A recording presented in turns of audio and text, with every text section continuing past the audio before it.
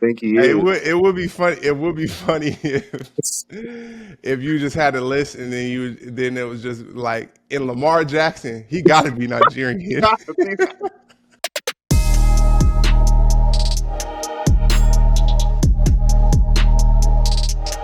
What's up, everybody? Welcome to another episode of Third and Long.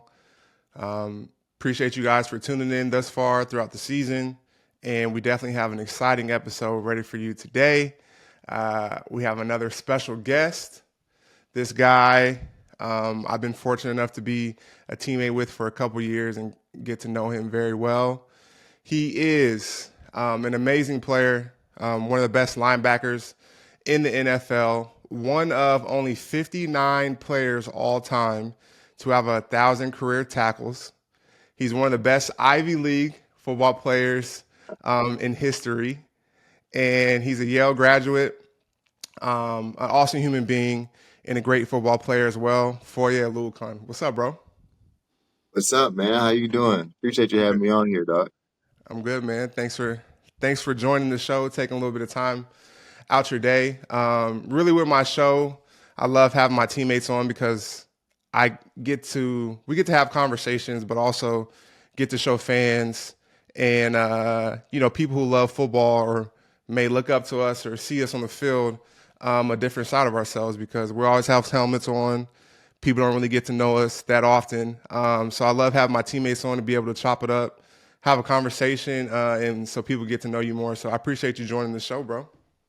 Yeah, man. I'm excited to be on here. I've seen a couple episodes of it, and it's like, that's something cool that you've been doing and everything. So definitely proud to be invited on. Nah, I appreciate you. Well, let's get started, man. You're a proud Nigerian American. Very proud of your heritage and where you come from. Tell me a little bit about your background.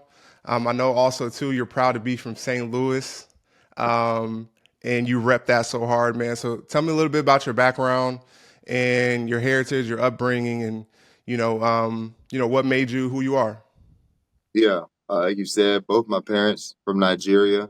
My dad came over by '80s, put himself through the rest of his college, become an engineer, and then brought my mom over. They had already met in Nigeria. Brought my mom over by late '80s, I'd say. Then had my brother kind of soon after that. Me after that. But just growing up, it was still, very Nigerian, I'd say, parenting.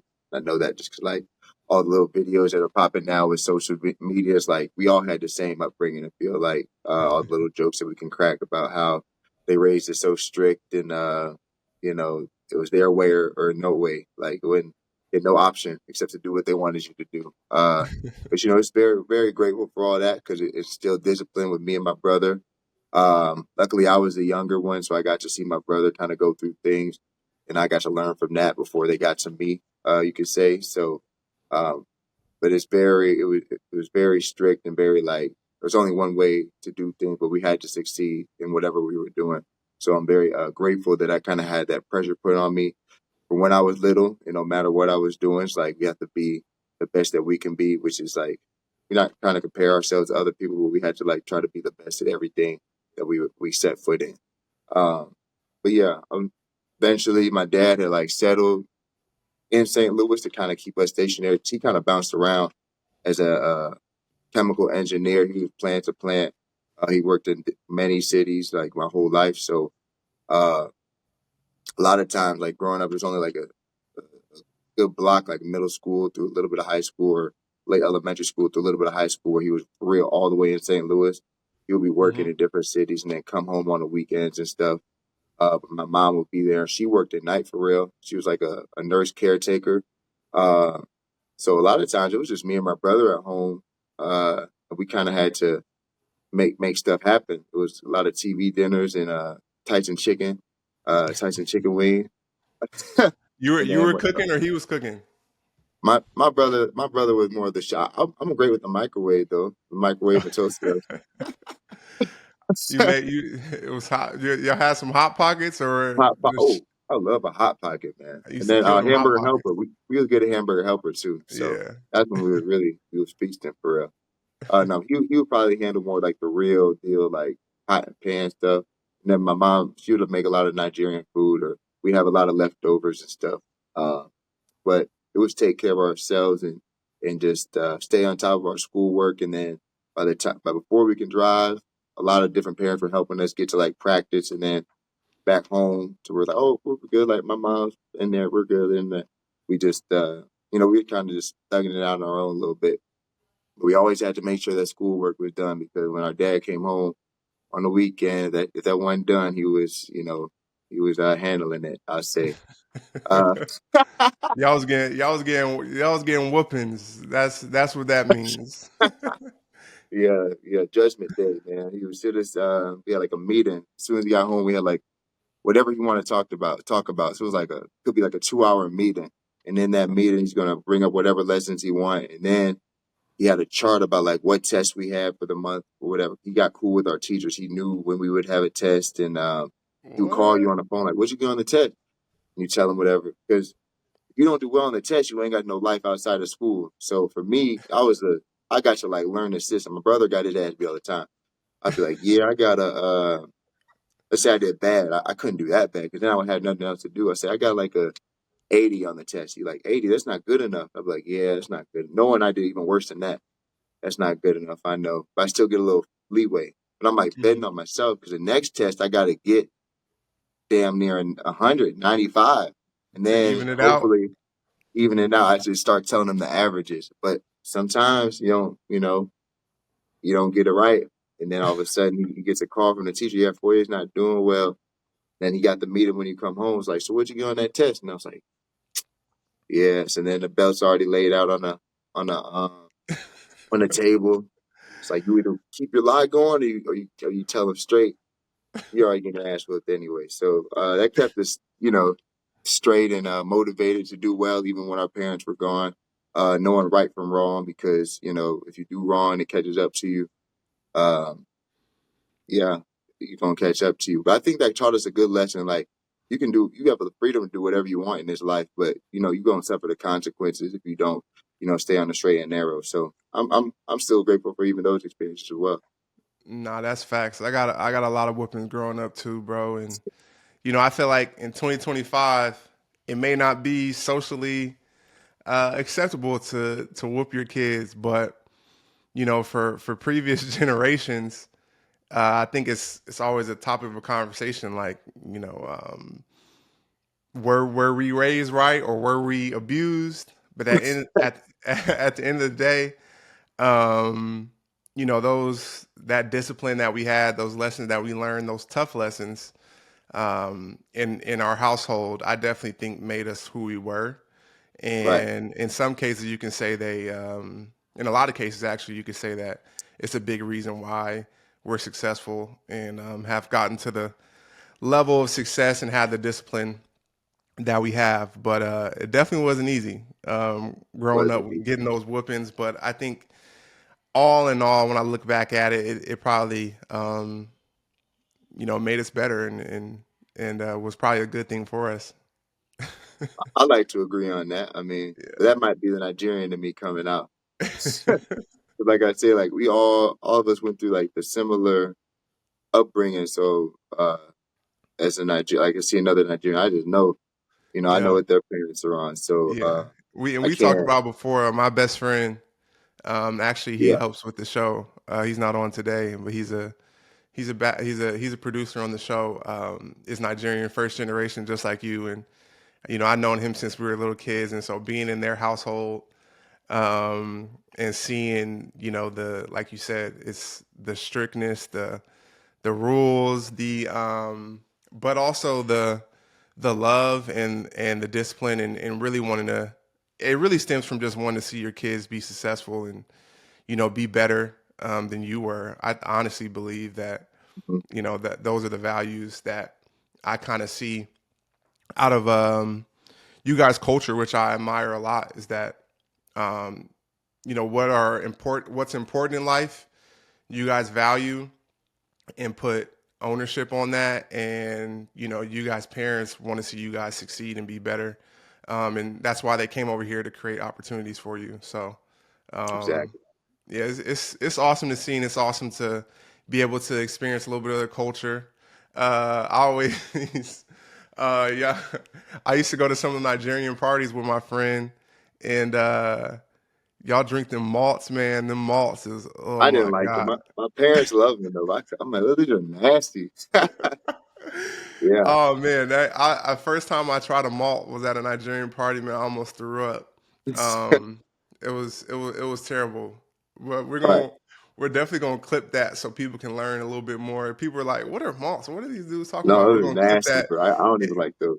We're gonna clip that and show y'all what we talking about. But it's a Nigerian drink that it's big in their culture that a lot of Nigerians enjoy. I guess they had it at the party by the caseload. So, um, but now that's awesome. Let's talk a little bit about your sports journey. I know that football wasn't your only sport. You had a soccer background, right? Yeah.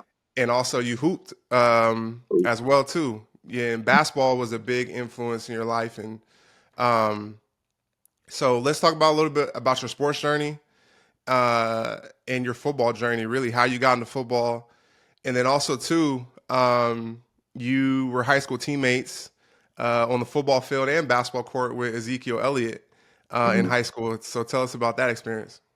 Yeah. I can start from when I was just little.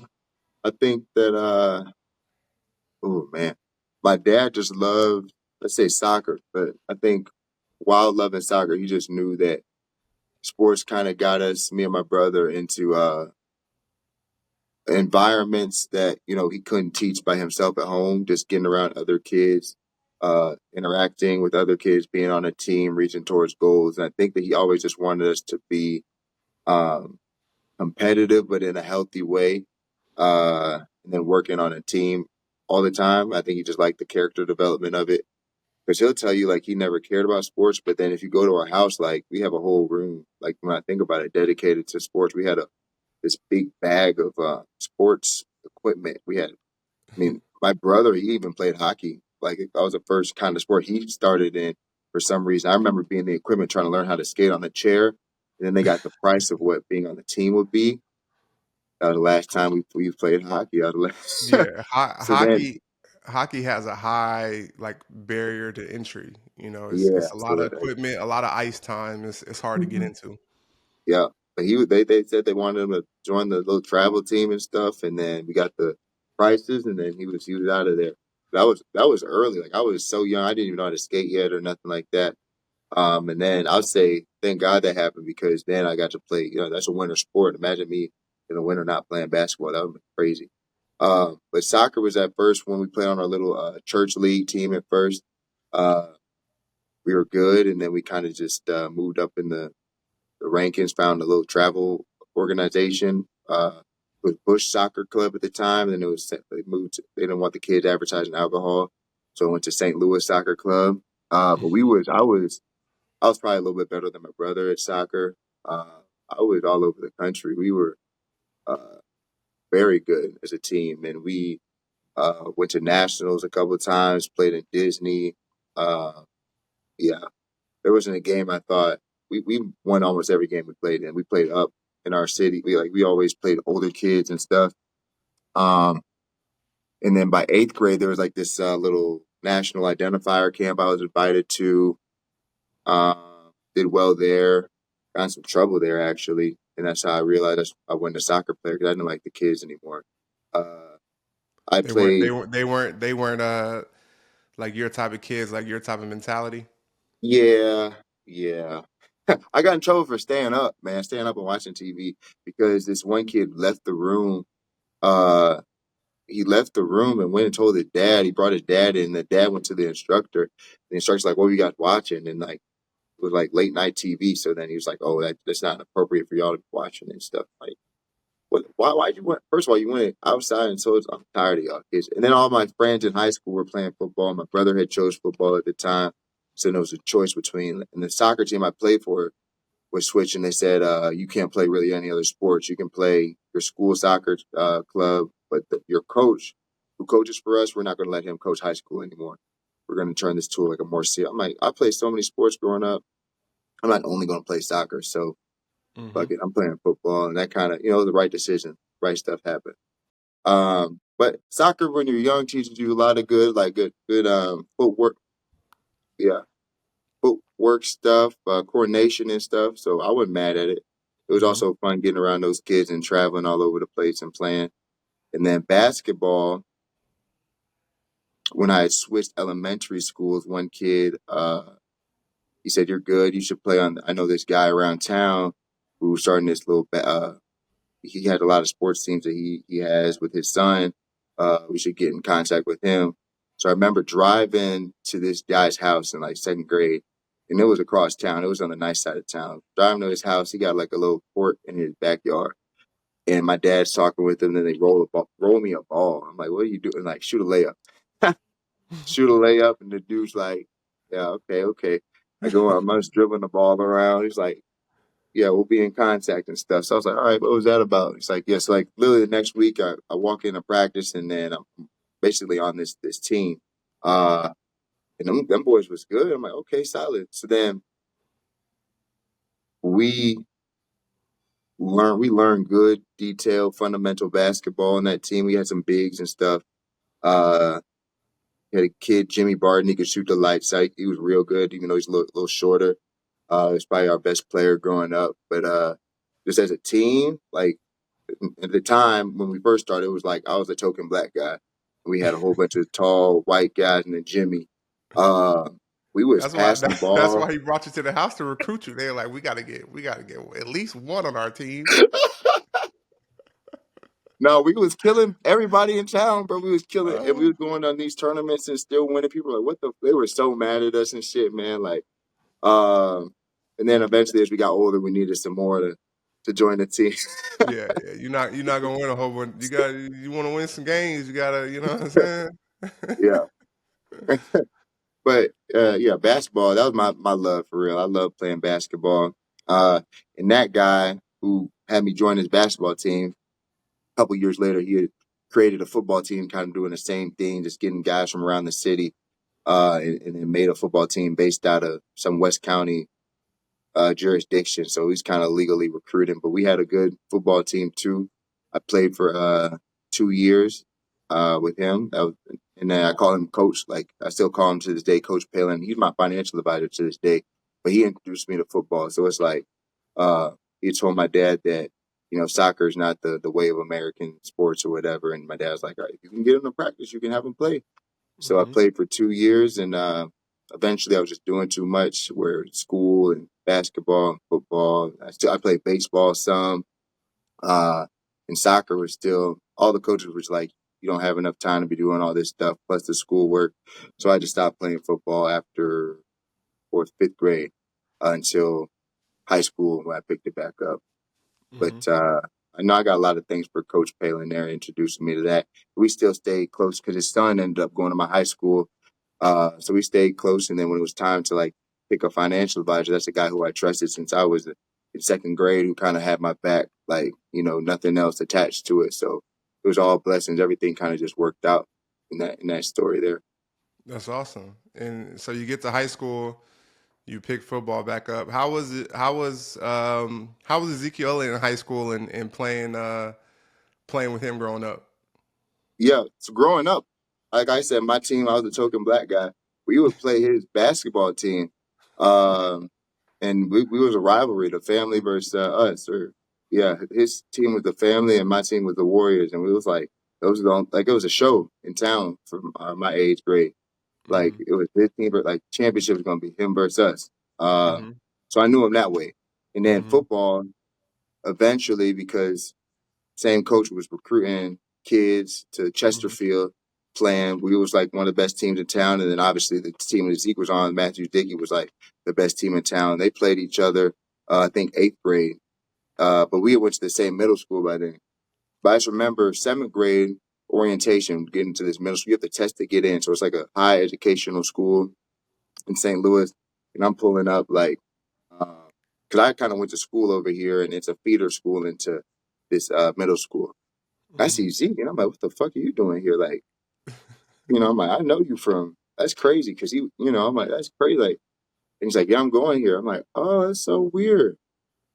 And because I tried to get my whole basketball team in, and they didn't get in. And then here I Yeah. am, CMC. I'm like, what the fuck are you doing here? It's not, and they didn't like recruit or anything. So that was how we kind of became friends. It's like, oh, we played against each other all these years, and now here we are about to go to the same school. He's very smart, very creative, and Hmm. he just has a love for everything he's doing. But he's going to be himself, man. So, uh, yeah, I think he taught me to always have fun when I'm out there playing. Like how I'm always like smiling, trolling people and stuff. Like he was the king of just having fun and just being himself out there. So, no matter the situation, like he gonna do some clown shit. But it loosens everybody up because I mean he was just so good. Like especially in high school, he could do whatever he wanted on the field. It'd be a serious situation. We went to state what 3 times. I only Hmm. saw him be serious like 2 times in the state games. The state games maybe. And he was just like a video game out there for him. But I love playing with him. When I was on offense, I eventually became his lead blocker as a wide receiver. I felt like that led me to love defense more because in defense I could always be a factor on the play. Offense, it was get a ball to Zeke and go block for him. I would have some plays obviously when we were at 50, but So uh, being a teammate with Zeke, you like, man, I'm never getting the ball. Let me go over here and play defense. yeah, our coach was he was good. We had a professional. He played professional. He played in the NFL. Gus Barat, Hmm. and he was the one who actually. Because I wanted to play basketball. I'm like Zeke has football. I have basketball. Like this is his Hmm. sport. And then the coach is like, "Nah, bro, you gonna play football?" I was like, "Nah, I'm playing basketball." He was like, "You're gonna play football, man." I was like, "Okay, shit." So then by the time senior year came around, he's coming up to me like, "Yeah, all these schools are coming asking for Zeke, but like they're asking like, what are you trying to do? Because they like the way you play or whatever." I was like, "Shit."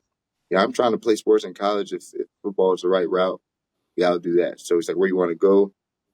I said Ivy League. Eventually got our film to Yale, and then all the Ivy Leagues came knocking. So I was going Ivy League from that. But yeah, So going the back to plan, like the plan for you was always to go Ivy League. that, and that's from the Nigerian parents. My plan from second grade was to go Ivy League. It was The plan you're from second. doing So the plan from day one, since yeah. since you came out the womb, was to go Ivy League. As soon as my dad found out what the Ivy League was, I was going Ivy League, Yeah, and he was that's mad. awesome. My brother was smarter than me, so my brother he went to Washington University in St. Louis, which is up there caliber school. Uh, he was smarter than me. He didn't have the exposure I had in sports, so I think he could have played Ivy League football pretty easily, but Hmm. he didn't have the people around him that could push his name out and stuff like that. Hmm. Uh, because we didn't go to football camps and shit. Like we didn't spend no extra money to try to do this. Like it was he made his own CDs, like back when you had the Burton CDs to send to Yeah, coaches for highlight tapes. And he got yeah, some interest from like Brown had the most like it's a not the best talent wise Ivy League school, but they was giving him interest and stuff and then it was like come to our camp and he didn't. And then they gave his offer to somebody else. So we learned from that experience. But as soon as the Ivy League was like, yeah, we're interested. Oh yeah, I mean, Mizzou tried to come talk to my dad, and a lot of schools kind of just offered. They told my coach the offers waiting for me. I kind of found out later. I had no interest in none of that. I was going to Yale. you was going to Yale. So you end up going to Yale. What advantages or challenges do you feel like you had at Yale compared to other powerhouse schools around the country? But Advantages or advantages? or advantages or challenges? Like, do you Ooh, feel like there were certain things that was positive about it for you, or do you feel like it was all a challenge for your journey I mean, playing in the Ivy League? at the time, the challenge was for a higher level of football. It didn't feel much higher. Like you watch on TV. Luckily, I didn't really watch college football while I was in college. But let's say I come home and I'm listening to Zeke talk about Ohio State. Like he's a damn king up there. Everybody cares in the city. Everybody in the nation watching him. Hmm. Everybody can tell you who Ezekiel Elliott is, and it just feels different from high school ball. I go to Yale from high school. I'm like, it's basically feel the same. Obviously, we'll have more fans. I don't know any of the fans. Like I walk around campus like I'm the same person I was 2 years ago at John Burroughs School. Yeah. The student body don't really care that you're on a football team. The teachers don't care you're on a football team. You still got to do all that work, school and stuff. I guess we had more ice and stim machines in the training room at the time. We get two pair of gloves. That was the only advantage. Y'all had a lot of ice. Y'all had a lot of Normatex and No, ain't no Norman Tech. y'all Ain't no had Norman game Tech. readies. Did y'all have game readies? We had some. We had a couple game ready. I'd You say had a we couple had the game readies. ice bags. The ice. No, oh damn, my fault, my fault. You had to That make was your crazy. That was you crazy. had to make your own ice bag. Like yeah, ice bag. I wasn't icing either. I wasn't doing all that, so I was thugging it out. So Hmm. you was at Yale thugging it. What's Yeah, crazy? Well, that is crazy. You look at what at other schools, powerhouse schools, what is poured into the athletes and the investment they make, and a lot of NFL players, are produced from those type of schools. I think there's around. I was trying to do some research. There's around 15 um, current NFL players, around 15 that are in the NFL. How much pride do you take in that? And have things changed over these years? There's Ivy League players that have had a lot of success, like yourself and Kyle Juszczyk, and there's some guys who are making some noise in the NFL and really having outstanding careers. Where does the Ivy League go from here in their impact in NFL, or do you always feel that it'll always be academics? They'll never really care about what you guys do out there doing on the football field. I got probably two things to say about it. I'd say now either we got some donors, but I think that the sentiment around campus, or at least our president or athletic director, there's a lot more going into the athletics. We got a couple new buildings. We just got a new locker room. Like it's a lot more going on there. We got a good training room. We got real cold tub, hot tub. We used to have the plastic buckets or the metal bucket. Yeah. My whole career, like they got real facilities now. Good trainers. They're trying to get the best that they can up there. Instead of just checking boxes. So it feels different. They got a new field. I used to call it the sandbox. It was just, grass for the first two games, but then it was just sand painted green. Uh, just to, whatever. We couldn't really grow grass during the year because whatever sea level they would say, I don't know. But they got it turfed up. I still like the grass better. Um, but I'd say that's just money going into athletics. But the feeling of being a student athlete at Yale, it's all student first, academics first. And I remember when I was training for the pro day, and I did well. I had two pro days. I did really well, and that was becoming kind of evident. I might get drafted. There's some noise around me. And I had went back to Yale just to keep training because I told the people that's where my home base was. So when they flew me out to the 30 visits. It was from the New York airports. But I was staying at Yale training, and I actually still had my key. I have a big keychain. I had my key from my college still on there because I had left during the spring semester, basically. So I did the season, graduated after the season, and basically I had the spring semester to myself to go train in Colorado. So I had made it Mhm. back to Yale. I just went to my old room. Key still worked. I was in there, out of there. And then somebody was trying to see what room they wanted for the next semester. So then you kind of have this day or this night where you get to like walk into people's rooms, see the layout, and you get to put your name like, oh, I want that room next semester. Somebody just Mhm. walked into my room that day, not knowing that I would be in there. So then they like got scared and ran and told my dean, who I was really close with. And then my dean left a note on my door saying, whoever's in here, come visit me. So I walked in my dean's office. What up, dean? Like, how you doing? She was like, what are you doing? I was like, just training, just doing my shit. And then she was like, yeah, you can't be in here. I was like, can you help me out then? If I can't be in there, you can help me out. She was like, no, you're going to have to find your way. I'm like, find my way. Like I'm trying to make a good name for the school. Like Right. ESPN's come. Like if I was a fucking rocket scientist, I'm sure Yale would have my fuck. They would have me posted up. 'Cause Yeah. the dean also lives on campus. They have like two suite rooms underneath their little house that I Hmm. know because my friend had to use the room for something that came up. He had to use that room, so I know she has like extra rooming. And she's like, "No, you got to find your own way." I was like, "Y'all don't really care about sports. How you say you do at this school?" I really let her have it. And I still tell her that to this day. Like you didn't have Hmm. my back when you should have in that Hmm. time. So I think that's always going to be there. Like they only care for real about academics, or if you do end up making it, then they'll come back and put their name on you. But if you're just a normal at, like they don't care about that part yet. Until I believe it when they give us athletic scholarship, then I'll believe it.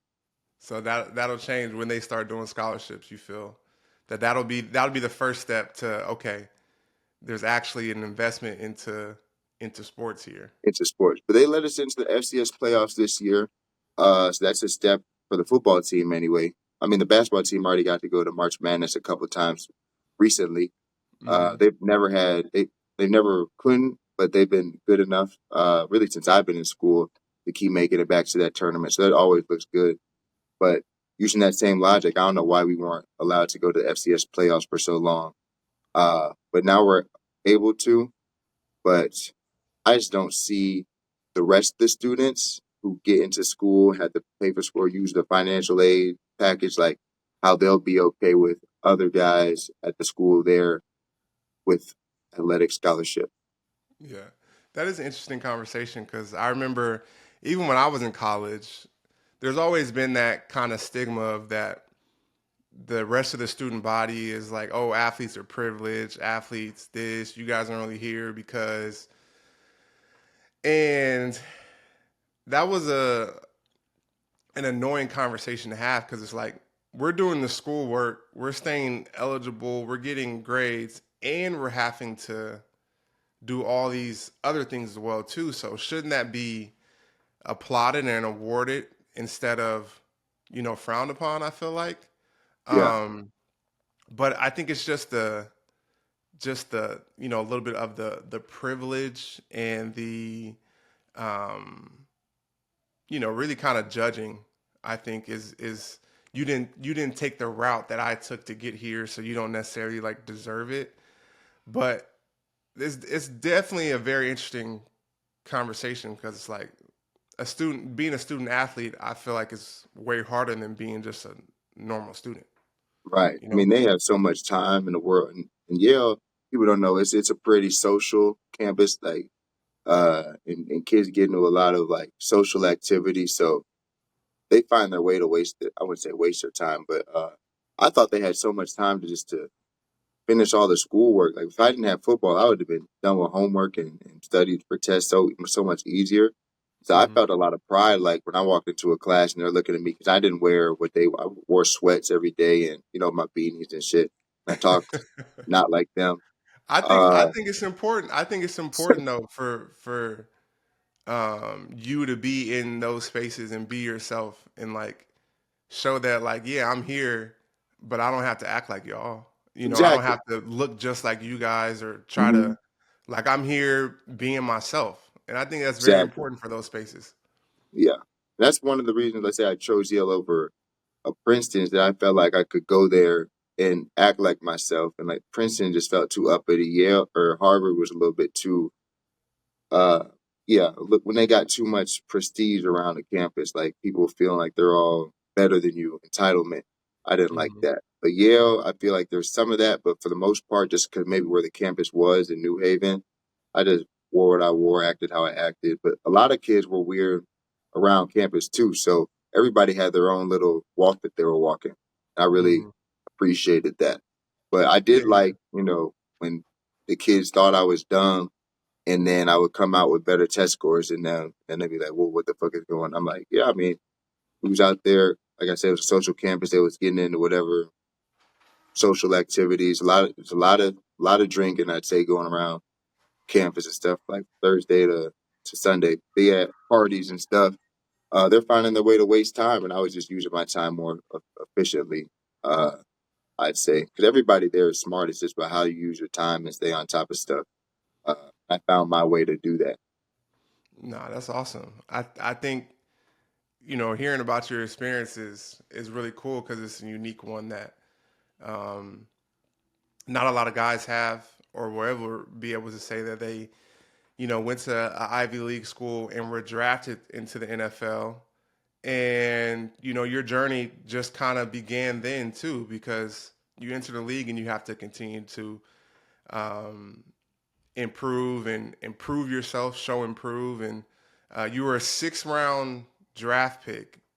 And tell us, how do you go from being a 6th round draft pick to 1,000 career tackles, which only 59 players ever have been able to accomplish? How'd you do that?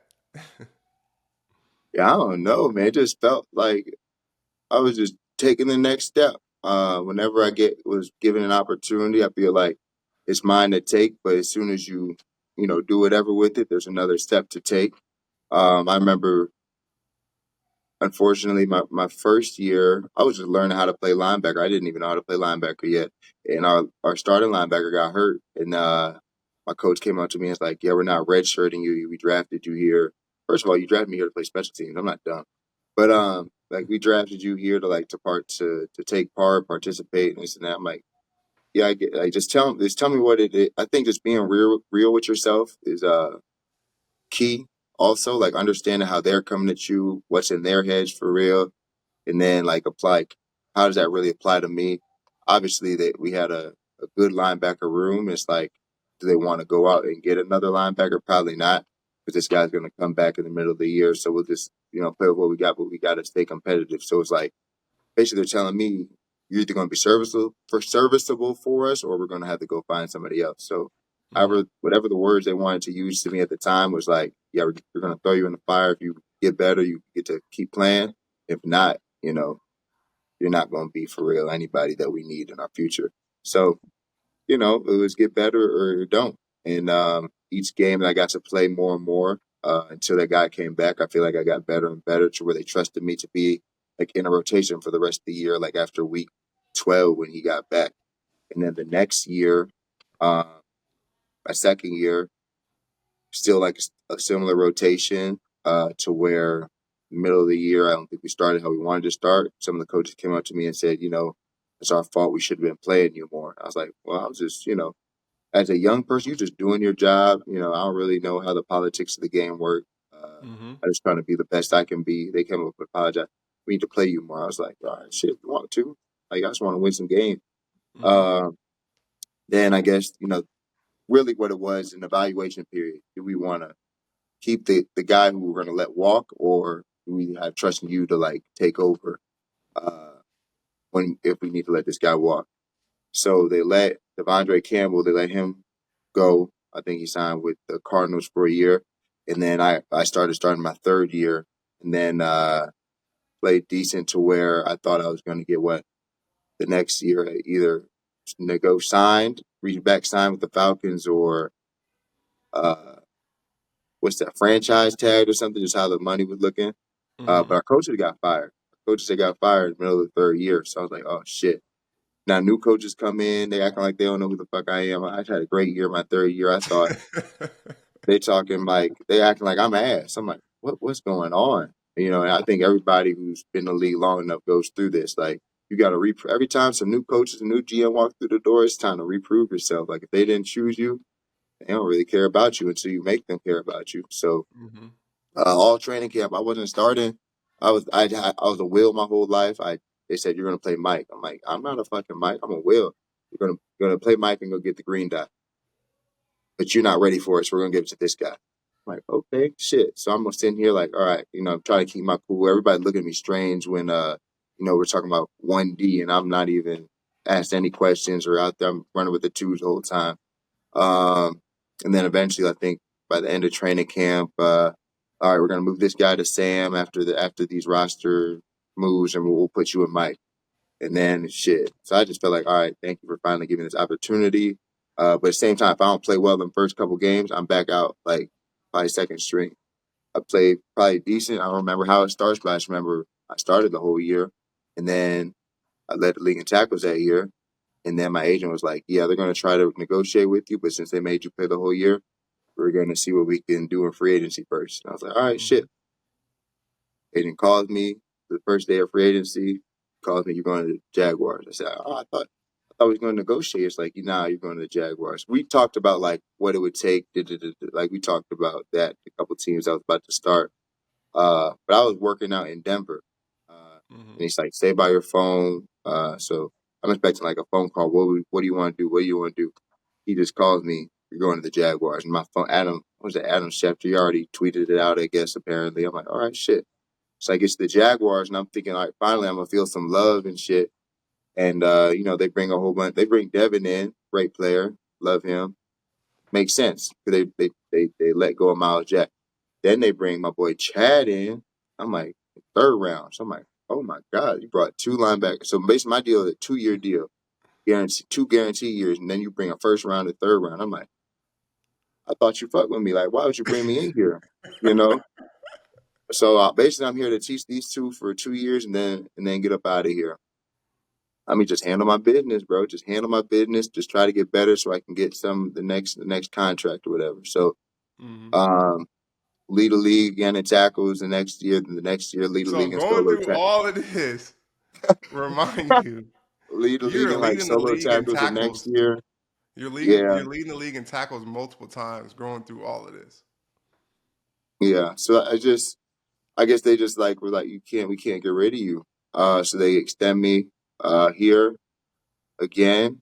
Um, yeah, and then obviously the new coaches and stuff have come in, and it's still like the same kind of mentality. So you just got to keep working and putting your best stuff out there, and then it kind of all just works out how it does. But obviously, as you get older, and let's say you already get the money, I think my value comes in not only like individual stats, just how the team does in general. Because as a player, when you get paid, let's say your team doesn't do well, just the business of the game, like you don't have the equation. So you got to get money to find a new equation. So if I want Mhm. to continue to be on the path I'm on, I think I always have to bring a winning equation to a team. So Mhm. uh, for me, like playing well, winning games, like if we're winning, I'm probably playing well. So I think that's always been the most important thing for me. Just handle what I'm supposed to handle, play I'm supposed to play, but like bring other guys along with me is kind of like the next step and like win games for real.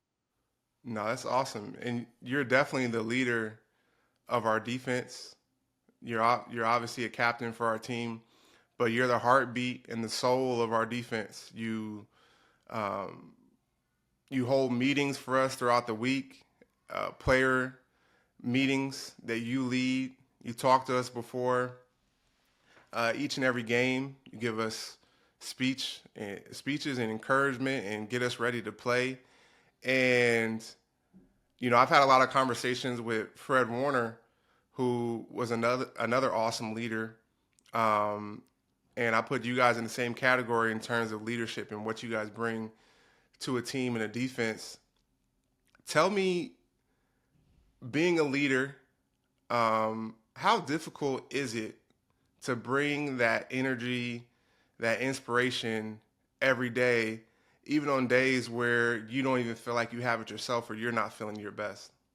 Yeah, I appreciate those words you said first of all, man, because I always want to be like trusted. I always want people to respect me. Like as soon as I got in the league, I always think that keeps me going. Like I'm motivated by just trying to get respected by the people around me and my peers, who I also look up to or I think are good players and stuff. So I definitely appreciate those words. But Mm-hmm. being a leader, I think one of the hardest parts is like I hope that my message is the right message. But I know I don't really need words to be motivated. So I didn't really do much speeches when I was younger, and I think it kind of it was sporadic my first couple years here. Like I just saw people were like dead, and you know how we ain't got no DJ in the Jacksonville locker room. So I'm looking at people's eyes, and I'm like, nah, bro, we can't. We started off like 3-7 my first year here, and Mm-hmm. we needed to go on a run to like have a respectable year, which eventually led to the playoffs. But I'm looking at people's eyes like, nah, we ain't being defeated like before the game starts. Fuck that. So I would bring the defense up and say what's really on my mind. And then people were like, yo, like Roy, Big Roy was like, yeah, I needed that. Like need to bring it up. So where people would call like defense, bring it up, Foye, get us going, and I don't have nothing planned before that. It's Yeah. just something that's been in my mind. Like I'm not thinking about what these words are. Maybe like when I'm running into the locker room, like this is what I'm feeling from the team right now. This is what I feel like people need to hear. But there's nothing planned in that shit. Like it's really this is how we're gonna win the game. But like this is what I'm feeling. Cause I feel like I got a good feel of. I look at the other sideline for like the other. They got some energy. Sometimes they be flat. Like it's an NFL season, a long season. They giving us a chance to jump on them. We got to go fucking do it. Like if they coming out quiet, that's their fault. Or if they feel like I feel like they got some energy about it. I know it's about to be a little bit of a dog fight. Like just understanding, staying poised and sticking together and stuff. Like, uh, I think the biggest worry is like hoping that nobody's thinking, oh, here we go. Like this is the bullshit ass speech he gives, or because you be a part of guys who always get up and talk. It's like let's get this shit over with. Just keep. I Yeah, don't want nah. it to be inorganic or my words not hit for real. And then like work days, let's say practice days where you don't really. I'm not a rah rah guy all the time, like or really in general until like it really comes to my heart. So getting up and speaking, like, do I have the energy for it? No. But is it what I feel like some words, however they come out, do they need to be said? That's probably what I feel. For, in order to lead, you have to kind of step through that and making sure that you know that the words that need to be said are being said. Nah, and I have, like I said, I have a lot of admiration for that. Um, like I was saying, I've had some conversations with Fred um, about how difficult that can be, at times. Like each and every day, people are expecting that from you once you set that standard, or um, once you step into that role of being a leader, and people relying on you, people coming up to you like, man, I need something. That could be tiring, and you Yeah, got to go out there and play as well too. And so I just wanted to tell you, I appreciate you. I appreciate that. I see how difficult that is, and like I said, you're the heartbeat of our team. Um, Everyone rallies around you, and that doesn't go unnoticed. And shoot, I know at different times you could be like, "Dang, hopefully what I said hit," but bro, it hits every time because we know how authentic it is. We know it's coming from the heart, and we all rock with you. So, like whatever you got to say, that's going to put us in the right spot that we need to be. So, I want to say I appreciate you. I know everyone else does too, and I definitely think it's important that the fans and everyone who's watching this gets to see a little bit of that dynamic as well. For our team and what you bring to our team. I appreciate that, dog. It definitely means a lot to me. So I have more confidence when I'm doing it too. That's what's I up. kind of black out though. I can't lie to you. I black the fuck out. Like, You be you blacking know, out a a little bit. Like it's a little bit. blur. But Yep. I feel like I say what I needed to say, so let's go play shit. Yep. And then we go out there and we rock out. Right. That's what makes it great. Um, how have you seen?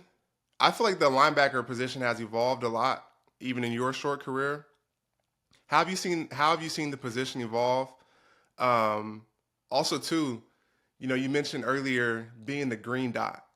The green dot, the signal caller, the Mike Backer is the quarterback of defense, and you guys have to get all of us aligned and set up, and then go execute your job as well too. So, talk to me about how the position has evolved, and are you guys paid enough? Do you feel that linebackers are compensated enough for what you guys have to do out there? Um, are we paid enough? I mean, the way the money's being allocated now, no, no, I don't think linebackers are paid enough. I mean, some positions get paid a lot of money. I think, yeah, just even that shit out, to make everybody. But just like being able to the information that you got to retain, and um, if I was to, I'll let you guys handle a lot of the D line alignments and shit. I just got to make sure you hear where you're supposed to be. But I kind of want to focus on the play. not lining people up all the time. So I got trust in y'all that y'all know where to be. But I do know that if you aren't where you're supposed to be, I'm going to hear about it. Like, I'm supposed to know all the little, like, all the eyes and shit you're supposed to be in and stuff. You know what I'm saying? Hmm. So, Hmm. um, the information that you have to retain and then understand. And now it's a little different because there's been so much passing in the league that you can't just rely on one coverage. So the underneath parts of different coverages are a little bit different, coverage to coverage. And now all of a sudden the run fits are harder because a lot of two high shells now with the Hmm. quarters and stuff. When I first came in, it was like pretty simple three high stuff, like or single high stuff where you got the one gap down safety. That's how to stuff the run. Now you got to stuff it in the light box all the time. Well, now shit, they're bringing fullbacks back in the NFL. So or Hmm. they're putting extra linemen on the field all the time now. Maybe that's just against us. I feel like Hmm. that's just the way to combat the too high to really dictate. All right, are you going to put base on the field? Put base on the field. Now we can spread you out to pass. It's just the chess game of it. But it's always shifting. You have to kind of just be able to adapt. You still have the same job of filling gaps and then running and tackling and stuff, matching underneath routes and stuff. But just the little details is going to change year to year. And then how teams, obviously, we talk about this, how teams attack you when you don't always play the same play anymore. Like, you got to keep relearning. For me, being here with different coordinators, you got to keep relearning like a defense and then uh, exactly how to be on the P's and Q's of it. And that's kind of hard now in general because the offenses are finding different ways to scheme up, um, the coverage and stuff that you're in. Yep, no, for sure. And linebacker is. I don't think you guys are paid enough. I think you guys deserve a lot more, especially for all the responsibilities that you have, and also too the different matchups. You got to think about it. You guys got to be able to tackle Derrick Henry in the box. You got to be able to cover George Kittle Yeah, or a receiver in the slot. You guys got to be able to get everyone lined up and communicate what everyone else is doing. Yeah, I think you guys should get paid a little more, bro. I'm not gonna lie. We gotta find a way to get y'all market. You know what I'm saying? Get yeah. get get it up there. But We got to um, start being divas, man. But this is not who we are. I mean, it's impossible. It's impossible to be a diva, bro, Right. at that position because it's like it's so integral to your team and your defense, and Oh yeah. you need like a rock at that Hmm. position, and like it's y'all can't be divas and going out here and doing what y'all got to do. Yeah. But you hit a career milestone this last week. I don't think people understand tackling another human being is probably the one, if not the one of the most physical, violent things you can do in sports. Besides combat sports, I can't think of anything more violent or more physical than putting your body on someone else's body and getting them down to the ground. That's the most physical thing in sports, and you have done that in an NFL game 1,000 times, and only 58 other players have done that in NFL history. So I want to say congrats to you uh, for one, and secondly, that accomplishment.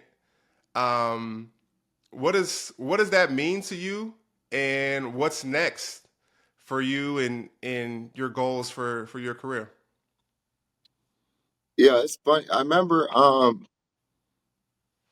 I think after my second year here, I'd done like for some reason I was looking at the numbers of the tackle numbers and I was like, oh my God, I'm close to 1,000. I thought I wouldn't hit that until like my ninth year. I don't know what happened. I don't know. Maybe I miscounted. So when they came up and said, "Oh, you're a couple tackles away from 1,000," I was like, "What for real?" Like it just happened so fast. Because then I just recount my career. I was like, I just remember trying to start like just taking the next step, taking the next step. Um, Now I'm just happy because like when I have kids and stuff, and I tell them I was in the, and 'cause I don't get like all the Pro Bowl recognition and the all pro. Like I was uh what's that? I had like votes and stuff for them and stuff, but like Mm-hmm. I never got the first teams, this and that. So We getting uh, that Pro Bowl. We getting that Pro Bowl this year for sure. yeah, yeah, love it. We're gonna speak that Super into Bowl. existence.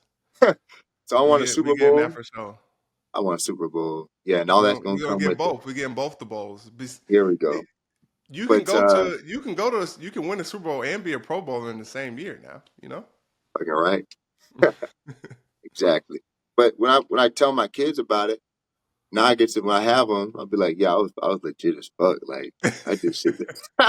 I was that Come dude. on, bro. I So do shit that other people don't do. when you saying something, you know what I'm saying? It's gonna hit a little different. You could be like, "Hey, man, I really do this." Like, what you say?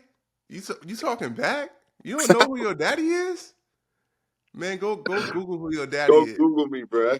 Go Google who your daddy is before you know what I'm saying? Like yeah, that's gonna hit a little different.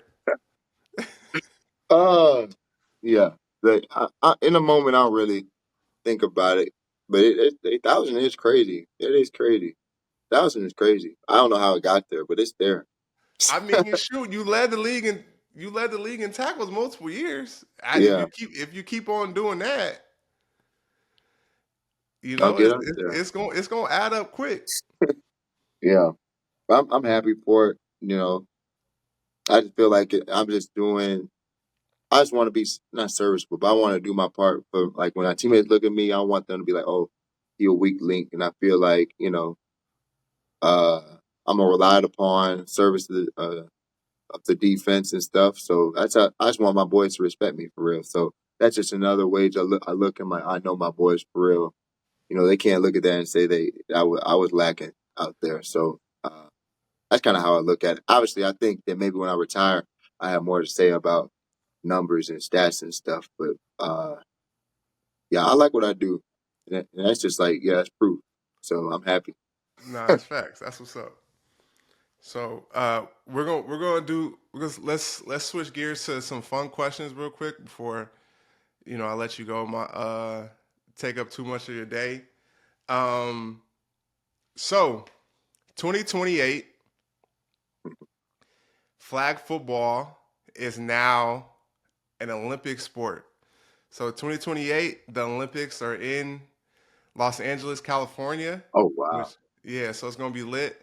So would you play now that flag football is an Olympic sport? Would you play in the Olympics for Nigeria in 2028? I'll find a way to be associated with the team. Now I will say because I heard the American Olympic or flag football people were mad because they put all their time and effort into making it a legit sport, and now let's say we play, they gonna get mad because they don't get to play. If Nigeria got a lot of guys like that, I say okay, just let me let me be third string on a team then, and then like put me in when it's game winning time. I don't want to take like no, but like they work to make it a. They probably got qualified or whatever, But Mhm. now that it's time to win, like you guys just go sit on the bench. Y'all are here, but Man, they do that for other sports too. That's why they got the USA Select Team. that's They got valid.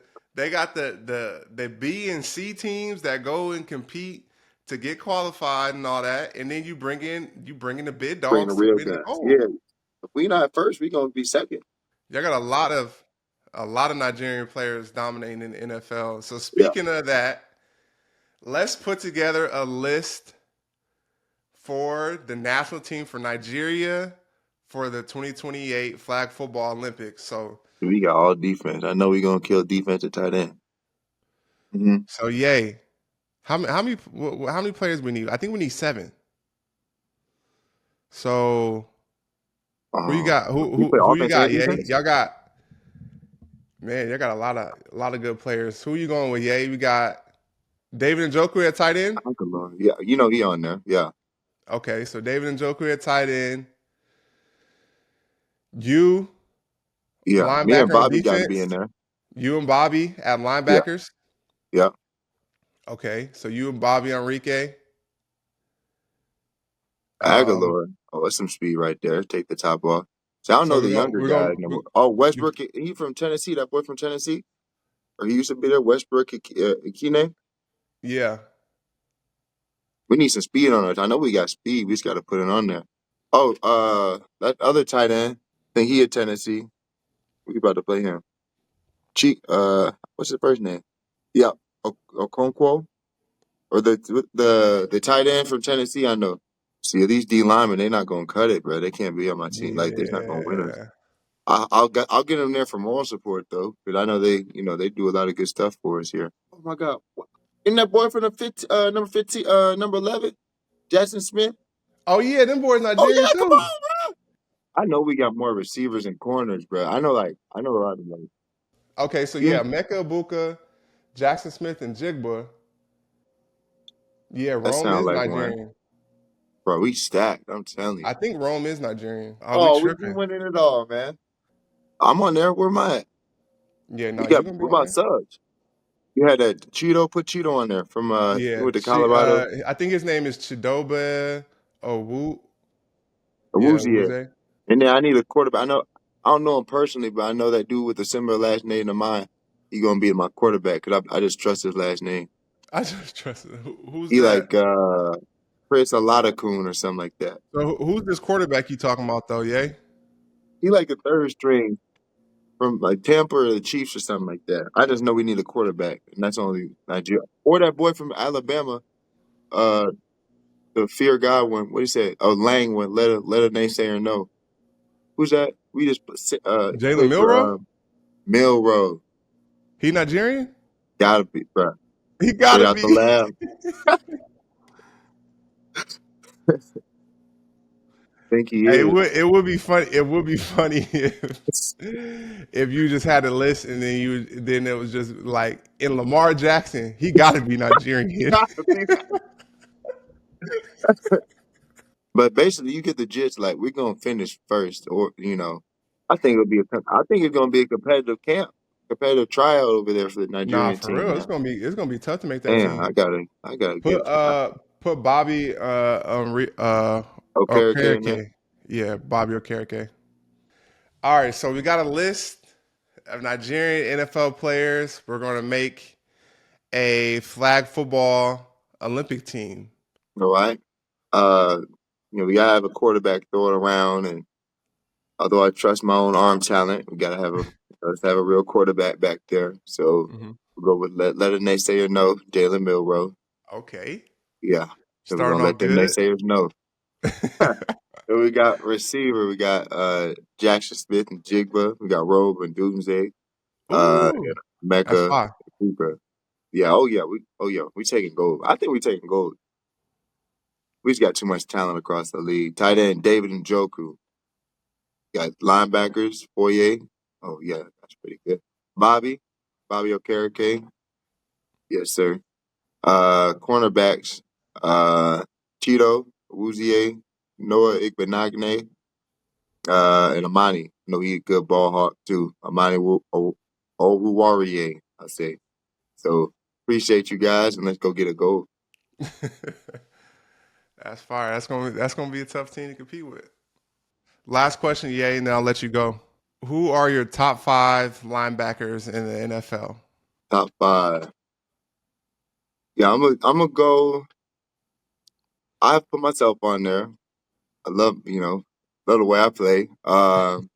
Yeah. If I feel like, I'm in a room of linebackers, I'm not going I'm the most productive linebacker in the room. And that's not competitive to teammates and stuff. I just have that confidence in my own abilities. And obviously you're gonna have guys, Fred, Roquan, they've been doing it very, very well for a while now. Devin top one, A, B, C. No, Devin playing top one type linebacker this year. So baller, keeps us both motivated, both hungry. So love playing with him.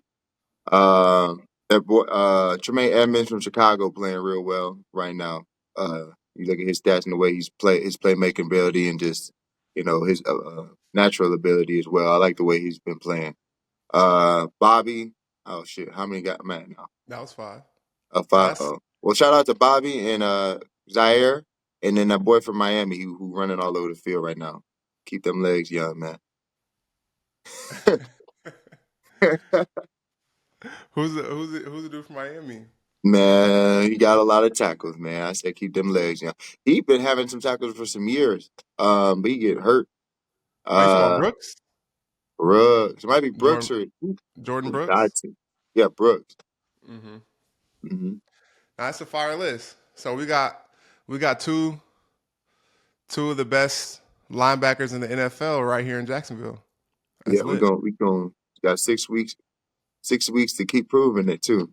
Yeah. A lot of Facts. opportunity. And we gonna do that, man. Yes, sir. Appreciate Foye joining the show. This was an awesome conversation. I know everyone who watches it and sees it is going to really enjoy it. Appreciate you for taking some time out today. And appreciate you guys for tuning in to another episode of Third and Long. And we'll see you next week.